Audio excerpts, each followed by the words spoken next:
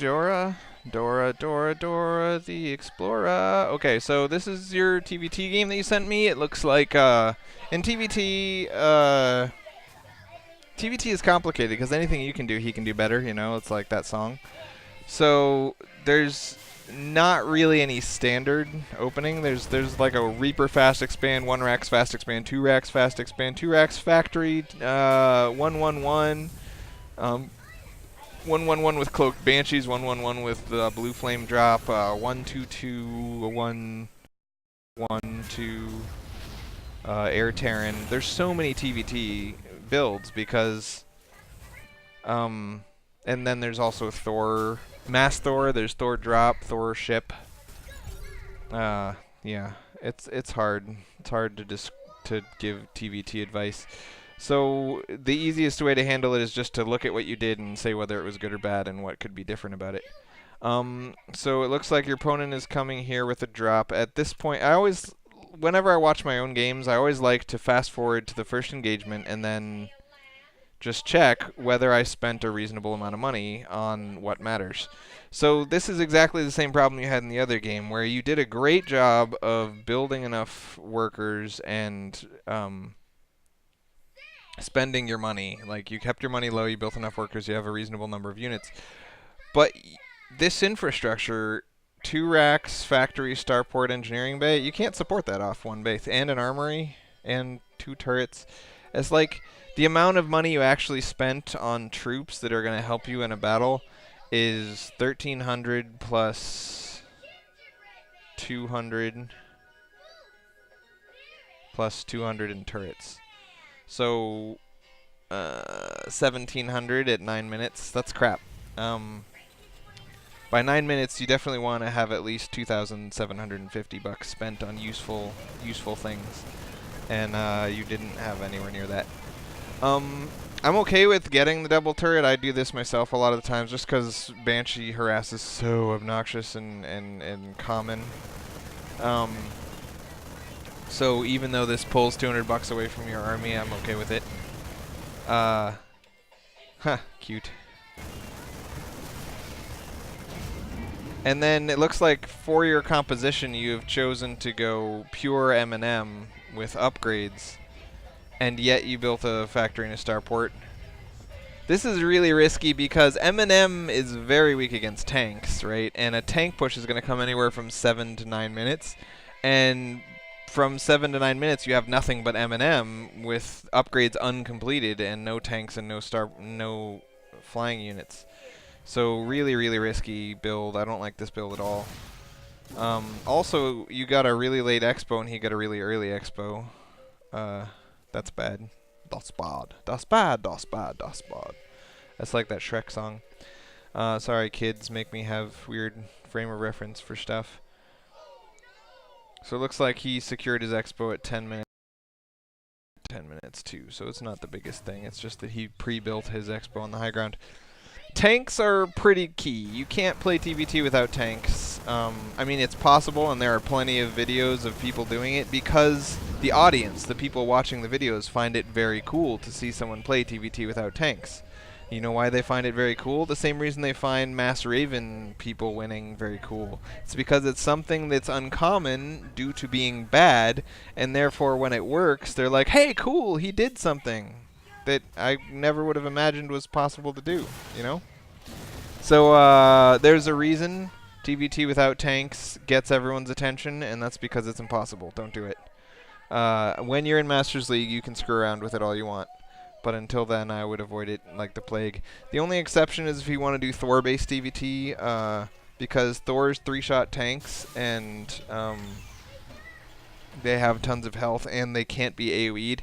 And like I said in the first email I sent you, tanks are low DPS, single target, and they rely heavily on their splash. So when you fight Thors against tanks, you're basically trying to discount the splash. And so Thor-based TvT works great against tanks. The problem is that Thor-based TvT is very bad against battle cruisers, very bad against banshees, very bad against mass marine. So it's really only good if they make tanks. But like I just got finished telling you, every Terran makes tanks because Yeah. So TvT is like a three-way, this counters this, counters this. Thor's counter tanks, counter infantry, counters Thor's. It's just a little triangle, or whatever, you know, like the circle of life, but with a triangle. I'm impressed with your income. You're doing good. It's you're keeping up with him, even though you had a later expo. You're making a reasonable number of workers, even though you lost one. You are continuing to just massively overproduce infrastructure. And I think that's because you're not using the buildings you have. If we just target the buildings, and just watch how often are they actually being used.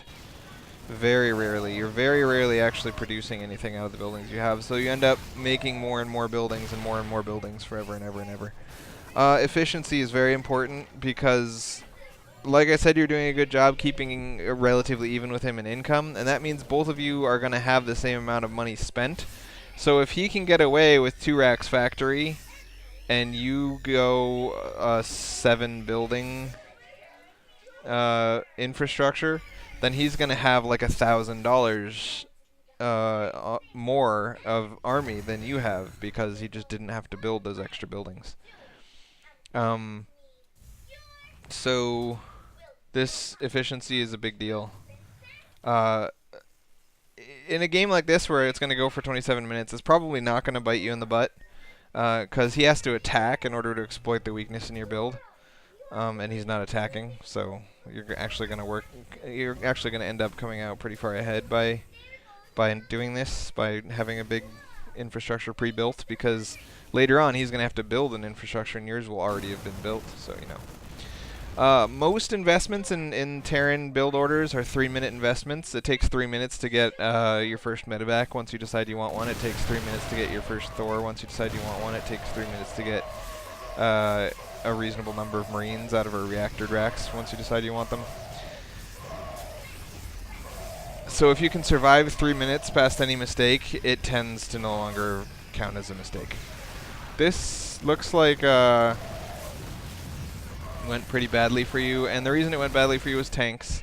Like I said, it's really hard to do well in TvT without tanks, and this is really played so well in this game that when you showed up, your army is significantly bigger than his. So you've got 4,700 and he's only got 3,400. So you've got way bigger army, much bigger army. Great job. But then you're going to attack into a bunch of tanks with a bunch of Marine Marauder tightly packed. So what you really wanted to do was load your Thor up into a dropship and unload it right here so that all the tanks would start shooting at it. And then stim in with your Marine Marauder spread across here, and then take the right half and push it over to here so that your arc would be all the way across this area and your Thor would die, eating up all the tank shots. Like, your Thor would die almost instantly, but the damage it soaks up would be damage that your Marines did not take, right? You want your tanking units to die. That's what tanking units are for. So this is, you saw, like, in the first second of battle, he did 2,000 damage, and you did 1,000. It's like really bad. You had your Marines bunched up in front. You never want your Marines in front. You never want them bunched up. So it was just really bad. So great macro, bad engage, bad unit composition. M&M and Thor is a reasonable unit composition in general, but not one Thor. One Thor is bad. 3 Thors is good. 5 Thors is good.